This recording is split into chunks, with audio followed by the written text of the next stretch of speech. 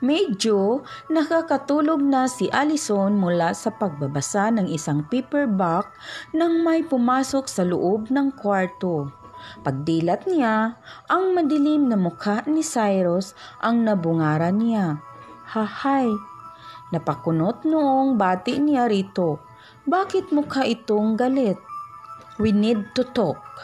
Pati tinig nito ay walang kasim bigat. May problema ba? Nagusot ang tongki ng ilong nito. Saka, hinagip ang pulang roba na nakasabit sa pinto ng banyo at inihagis sa kanya. Saka lang niya na-realize na halos labas na pati kaluluwa niya sa suot niyang nightie. Isinuot niya ang roba. Maya-maya ay kumatok si Nana Tiray. May dala itong isang poswilo ng kape at iniabot iyon kay Cyrus. Pagkatapos niyon ay pinaalis na ito ng kanyang asawa. Sa couch ito naupo habang humihigop ng kape. Sa loob ng ilang minuto ay nagpakiramdaman sila. Maya-maya ay umupo ito ng tuwid. He looked straight into her eyes. Saan ka galing kanina? Walang pasakaling ungkat nito. Mabigat pa rin ang tinig. Sa San Juan, sa shop, bakit? Nagtataka pa rin siya at nakarehistro iyon sa anyo niya. Allison, I thought I made it clear to you na hindi ka pwedeng makipag-boyfriend hanggang nagsasama pa tayo. Maang siyang napatitig sa mukha nito. Hindi pa rin niya nakukuha ang nais nitong tumbukin. Tumayo ito at namintana. Ayoko nang makikipagkita ka pa sa lalaking iyon. Nakakunot noo pa rin siya. Sino bang lalaking iyong tinutukoy? Humarap ito sa kanya. The man with the jaguar, sabi nito sa malamig na tinig. Unti-unti nawala ang wrinkles sa kanyang noo. Pagkuwan ay natawa siya. Oh, the man in the jaguar. Yeah. Lalong kumulimlim ang mukha nito. By the way, his name's Michael. Hindi ito kumibo pero ang tingin sa kanya ay tila manlalamon. Ngali-ngali na siyang mapabunghalit ng tawa. You've met him? Wika niyang pagkatapos. On our wedding day. Hinintay niya ang reaksyon nito. Tela, mataman itong nag-iisip. Inaalala ang Michael na binanggit niya. Tall guy. Very muscular.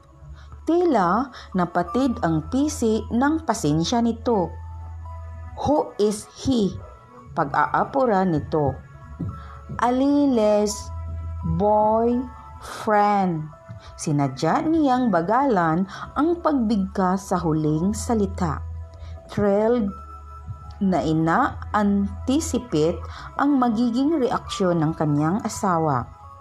Gumuhit ang pagkasorpresa sa mukha nito. Oh, naalala mo na? Umiling ito at halatang pilit na binabalik ang bigat sa mukha. Anyway, bakit ba kasi kailangan mo pang umangka sa kotse ng ibang tao?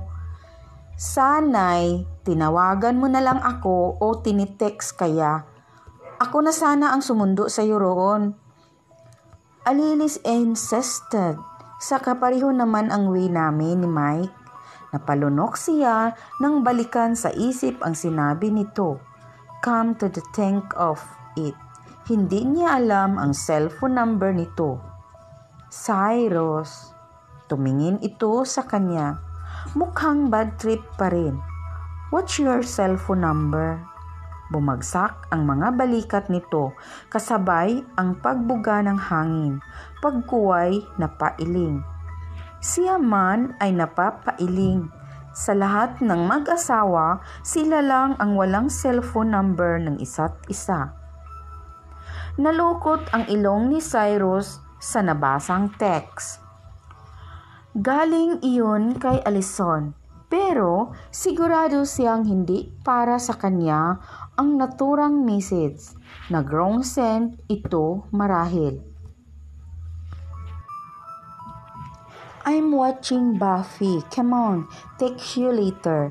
Dawn is sleepy to read by Glory, and Buffy is not in her body, and Spike is simply gorgeous. Oh God! Naintriga siya. Nasa kabilang silid lang ito. Doon nanonood ng TV. Alam niya ang programang iyon. Buffy, the Vampire Slayer.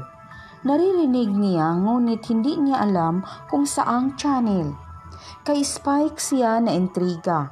Kung sino mang Spike iyon na ayon kay Ali ay gorgeous daw.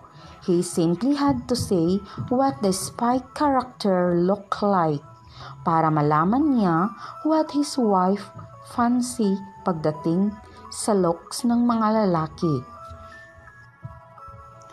Napangalumbaba siya. Siguro siya. Malayong malayo sa kanya ang tipo ni Alison. He was old, conventional, and boring. Pupusta siya. Punkista iyong Spike na iyon. He was probably wearing a nose-stand. His hair dyed peroxide blonde, and he partied till morning. Iyon ang nalalarawan niyang hilatsa ng ideal guy ni Alison. Hinagip niya ang remote control, click here, at nag-channel surf sa television. Pasasaan ba't makikita rin niya ang Buffy na iyon. Sobrang nasurpresa si Alison sa sinabi ni Cyrus sa harap ng hapag ng gabing iyon. Totoo? Pupunta tayo sa Palawan? Yup. But don't you worry, my darling. Hindi tayo magko-cross sa beach lang tayo. Daig pa ng puso niya ang kinikiliti ng pakpak ng ibon. Tinawag siyang darling ng asawa niya. You deserve it. Hindi na tayo nakapag-honeymoon. Ngumiti ito ng makahulugan sa sarili. Honeymoon? And by the way, hinihintay niyang ipagpatuloy nito ang sinasabi. You're coming with me tomorrow. Saan tayo pupunta? Surprise yun. Napangiti na lamang siya. All right. Kinabukasan, maaga pa ay gising na si Alison. Inuunahan niya si Nana Tiray at Sheila sa kusina. Ang gusto niya ay siya ang personal na maghanda ng almusal nilang mag-asawa. Kung saan man sila pupunta ng araw niyon, gusto niyang buksan ang buong araw sa pamamagitan ng pagsisilbi sa kanyang asawa. Mukha namang nagising sa tamang bahagi ng kama si Cyrus. Nakangiti ito nang bumungad sa breakfast room. Good morning, my wife. Masiglang bati nito. Nakasuot ito ng jogging suit. Good morning, my husband. Sagot niya. Beaming with pride. Kay sarap namang pakinggan ng kanilang batian. Smells good. What do we have for breakfast? Barbecue rice, saka hot choco. Mabilis siyang naghain sa breakfast table. Linggo iyon, the first Sunday morning nila together. Madalas kasi nalit itong gumising kapag ganoong araw. Kung gusto mo ng bacon or ham, magpepreto ako. Gusto ko ng tinapa. May stock ba tayo? Napangiti siya. Nabanggit na sa kanya ni Nana Tiray na paborito ni Cyrus ang tinapa, iyong tinapang galunggong. Maraming stock niyon sa kusina. Nakatanga si Cyrus habang nagpepeprito siya. Nako-confuse tuloy siya. Gayunpaman, maayos niyang naiserve ang pritong tinapa. Pagkatapos kumain, gumala muna sa hardin at likod bahay si Cyrus bago lumabas ng bahay. Nag-jogging muna ito habang siya ay nag-i-spray ng insecticide sa orchidarium. She enjoyed being a wife, but more than that, she loved being Mrs. Cyrus Arnaiz. Saan ba tayo pupunta talaga? Relax ka lang, Ali. Hindi tayo tatawid ng dagat. Natatawang tugon ni Cyrus habang inaalalayan siya nito sa pagsakay sa kotse nito. Mabilis itong pumwesto sa driver's seat pagkatapos. Nakangiti lang siya habang pinaandar nito ang sasakyan. May kutob siyang magsisimba sila ng umagang iyon. Hindi nga siya nagkamali. Sa Quiapo Church sila humantong. Let's light a candle. Yakag nito nang makalabas sila ng simbahan. Lumapit sila sa mga nagbibinta ng kandilang may iba't ibang kulay, hugis at laki. Let's make a wish, sabi pa nito. Napailing siya. Isang hugis ang gold na puting kandila ang binayaran nito at sinindihan. For our baby. Nagulat siya sa narinig. For their baby? Ngumiti ito. Saka proud na hinima siya sa tiyan. Pagkatapos ay bumaling sa tindera ng kandila. Magiging daddy na ho ako, manang, sabi nito, tuwang-tuwa. Napalunok siya, hindi agad makapagsalita. Nahuhulaan na niya kung sino ang nagbida rito ng bagay na iyon. Sheila, makukutusan kita. Ikaw naman ang magsindi, mi esposa. Nakangiting baling nito sa kanya, sabay abot ng isang kandilang katulad ng sinindihan nito kanina. Sa Cyrus, I'm not. Hindi na niya naituloy ang sasabihin sapagkat ito na ang kusang nagsindi ng kandila. Just make a silent wish. Sabi na lang nito. Nag-wish nga siya, Lord, bigyan mo ako ng himala. Nag-wish siya, Immaculada Concepcion. Mula sa Quiapo, binagtas ni Ali at Cyrus ang Quezon Boulevard. Humimpil ang kotse ng binata sa may Welcome Rotunda, sa mismong tapat ng Ford Quezon Avenue.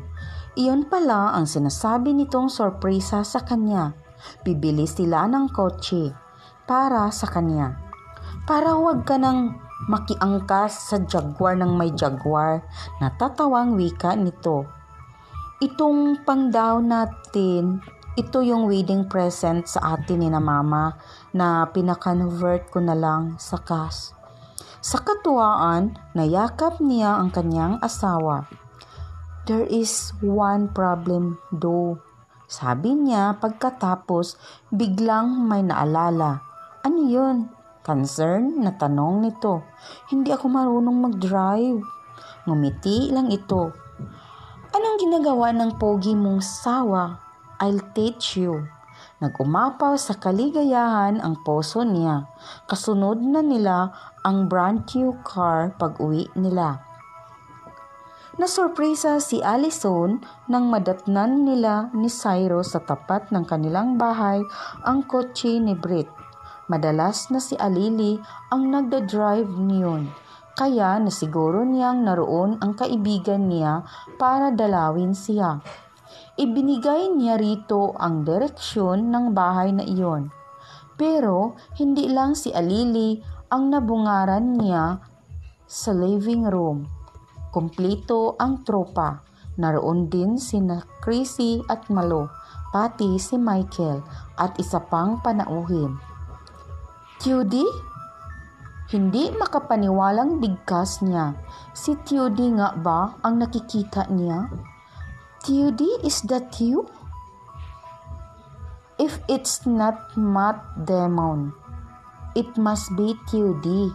Nakakatawang sagot nito, opening his arms for a big hug.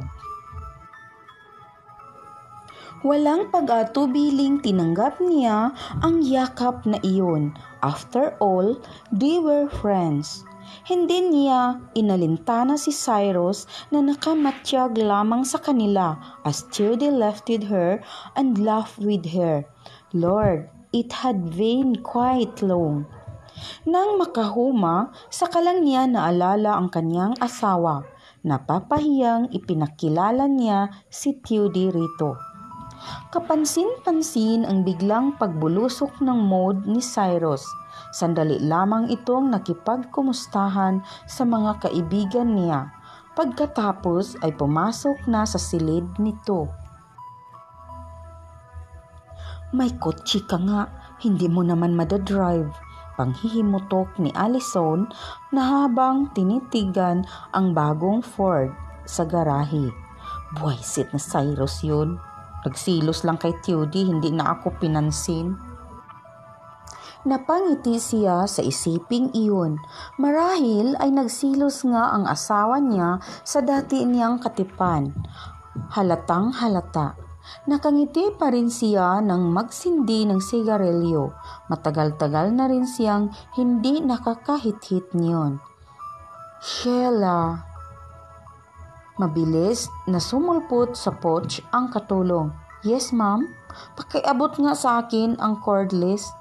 Tatawagan niya si Glenn sa San Francisco. Ikukwento niya rito ang tungkol kina Judy at Cyrus. Ay naku, Ma'am Ali! Nagpapanik na lumapit ito at inagaw ang sigarilyo niya. Kabilin-bilinan ni Sir. Huwag na huwag kayong hahayaan na mag-UC. Bad for the baby. Nagsalubong ang kilay niya. There is no baby. Ngalingali na niyang isiwalat, pero nang maalalang sobra-sobra ang concern sa kanya ng asawa niya, ngayong ang alam nito ay nagdadalang tao siya. She decided against it. Tatamasain muna niya ang atensyon nito at sa kanya sasabihin ang totoo. Or maybe she would lie a little. Tell him it was a false alarm or something. Nagkibit balikat na lang siya. Yung cordless please. Saka lang tumalima ang katulong nang mahawakan ang telepono. Dali-dali niyang pinindot ang numero ni Glenn.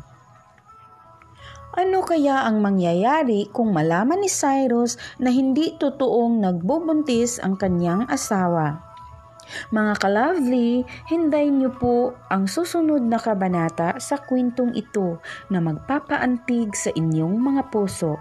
At huwag kalimutang mag-like, share, comment sa ating video. At kung bago ka pa lang sa channel na ito, huwag kalimutang mag-subscribe at pakiclick ng bell para ma-notify kayo sa mga bago nating upload. At sa mga gustong magpa-shout out, mag-iwan lamang kayo ng comment sa comment section. At kung nais nyo magpadala ng mga sariling kwento, pwede ninyo itong ipadala sa aking email linlabs7@gmail.com o di kaya sa aking FB Lovely Ko. Maraming salamat sa inyong pakikinig hanggang sa muli. Ito ang inyong Ate Lovely. God bless and more power.